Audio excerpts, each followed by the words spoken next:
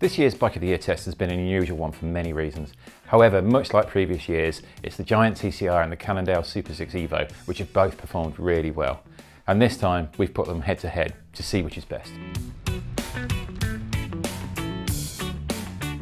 Giant's 9th generation TCR marks the 14th year that the brand's road line has been topped by its total compact road flagship. They've moved away from the simple 3 sizes, adjustable stem and multitude of seat post lengths to achieve a wide variety of fits. But they have retained the original compact shape with its sloping top tube and steep, aggressive road race angles. The SuperSix EVO should be familiar to plenty of you. It's our reigning Bike of the Year in 2020, and throughout the years, this 3rd generation model has been one of the finest handling, race-orientated road bikes around. Before we get started, a few words on this year's Bike of the Year test. We had 21 bikes for 2021 and tested them against the challenging backdrop of the pandemic, global component shortages and high bike demand, and that's not even mentioning Brexit. Despite this, the quality of the competition is even better than previous years, with some exceptional bikes included. Though the Giant TCR and the SuperSix didn't win the overall title, they are both some of our favourites in the test. This year's title actually went to the Boardman SLR 9.4, and for that review, check out the card above me or click on the link in the description. But back to the SuperSix versus the TCR. Which one is a better bike? Well, on heritage alone, the TCR comes out on top, but the Evo's dozen or so years have made it a bike to remember. You'll have to watch to the end to see which one wins. Now, let's get on with the video, but as always, don't forget to subscribe to the channel and click the bell icon. So, let's start by comparing the design of these two bikes. Giant haven't adopted the current fashion for drop seat stays on the TCR, staying with the tried and trusted diamond frame shape. The sloping top tube design means that Giant can achieve the goal of vibration damping through the seat post, as there's much more seat post exposed. That's often the idea behind low slung seat stays, along with some aerodynamic gains thrown into the bargain. The new TCR, however, does bear a strong resemblance to the previous model. With a passing glance, you'd be hard pushed to see much difference at all. Look a little harder, however, and you'll see that every tube shape has been optimised and sculpted aerodynamically, using camtail profiles, which is basically a truncated aerodynamic shape. What's that? Well, think of the cross-section in an aircraft wing with the tail of the teardrop shape cut off. It gives some of the aerodynamic benefits of a larger airfoil. This design fools the air into moving across its surface like a proper airfoil, but without the downside of extra weight. Cannondale, meanwhile, have fully embraced the aero integration and low-slung seat stay design. Some might see that as a shame compared to the original flyweight round-tubed frame, as some of us here at BikeRadar do. But there's no denying the Evo looks good, and it's proven to be quick with it. The brief for the Evo project was save drag but don't increase weight. Cannondale claimed to achieve that with the new frame shape, and the tubing shape proven to reduce drag, according to Cannondale, by over 30% compared to the round tubes of the Evo 2. It's important to state that this was at a wind tunnel tested speed of 30 mph, which, let's face it, it's not your everyday speed. But aerodynamics are still as relevant at lower speeds when you take into account that at 15 km an hour, 50% of your power is overcoming air resistance, so the savings can make a difference to any rider. This Evo is made from the standard carbon rather than the high mod, and weighs 999 grams for the frame and 436 grams for the fork. Although it uses the same 162.4 gram carbon aero post as the premium high mod models. Looking at just the design then, I'd say the TCR has the classic compact profile that's been a staple of the design for more than 20 years, but the Evo looks the more contemporary bike. It's more cohesive with its integration and the internal cable routing, but it's a damn close call. Next up, let's compare their builds. Simply, Giant have knocked it out of the park with the Pro One. It comes with Shimano's mechanical Ultegra, which is an all-round brilliant drivetrain and with a superb set of brakes. The Ultegra R8000 chainset comes with Giant's Power Pro meter, which I'll go into in a little more detail.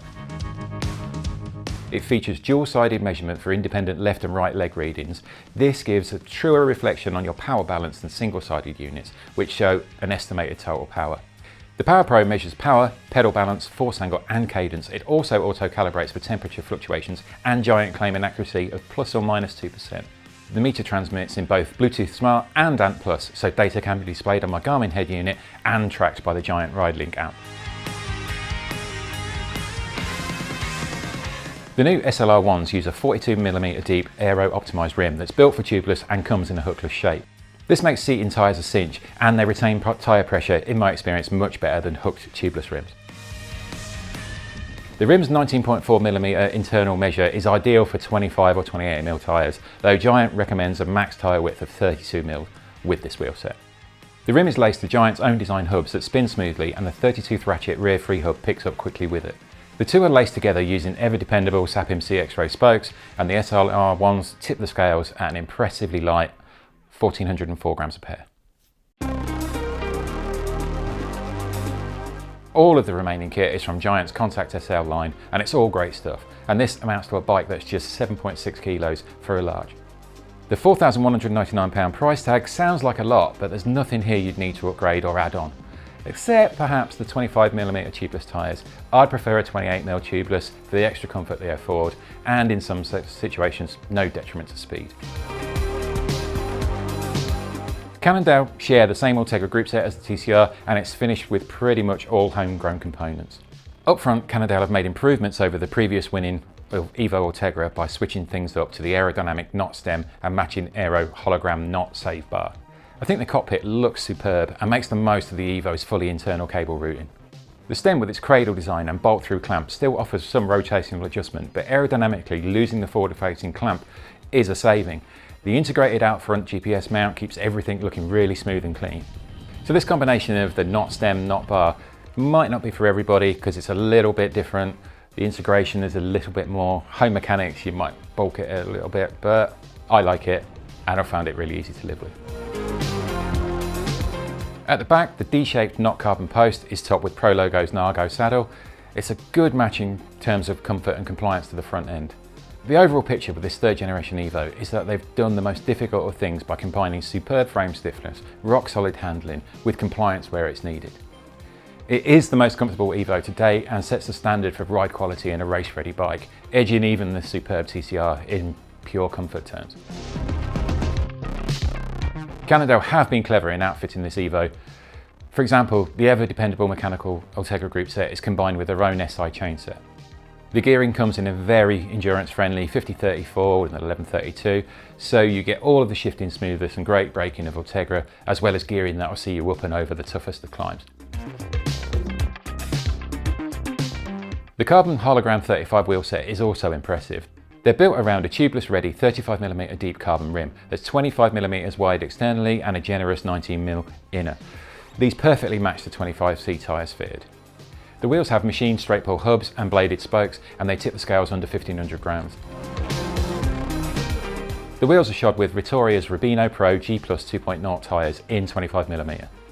The Rubino is a tough tyre and it feels just about quick enough. They're flattered by being wrapped around a light and great feeling wheel set, but down the line, the Evo performance could be elevated significantly by faster, lighter rubber. The front wheel also has the addition of Cannondale's own speed sensor. The sensor measures speed, time and distance. It works with Cannondale's own app or any head unit. It automatically records all rides and runs off a coin cell battery with a year's battery life. We connected it easily first time to our Garmin Edge 1030, but like I said, you can also connect it to your smartphone app for a whole load more data. The whole SuperSix package weighs in at 8.13 kilos in a 58cm. That's just shy of 500 grams heavier than the TCR.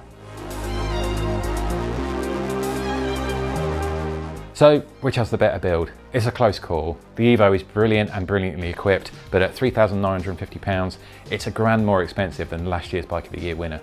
Add in the fact it's only really had the upgrade to the bar and stem, Cannondale, like every manufacturer, have been hit hard by pricing increases because of a myriad of reasons. So here the TCR takes the win. It may be a couple of £100 more expensive, but you do get that £800 power meter thrown in. In a year where value has taken a massive hit, Giant have held on to theirs. So finally, let's take a look at ride feel. Which has the better handling?